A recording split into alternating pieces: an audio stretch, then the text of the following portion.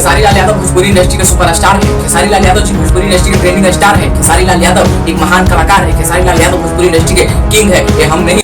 रुको जरा, सबर करो। बंदेगी तो अब तो हिल गया था भाई।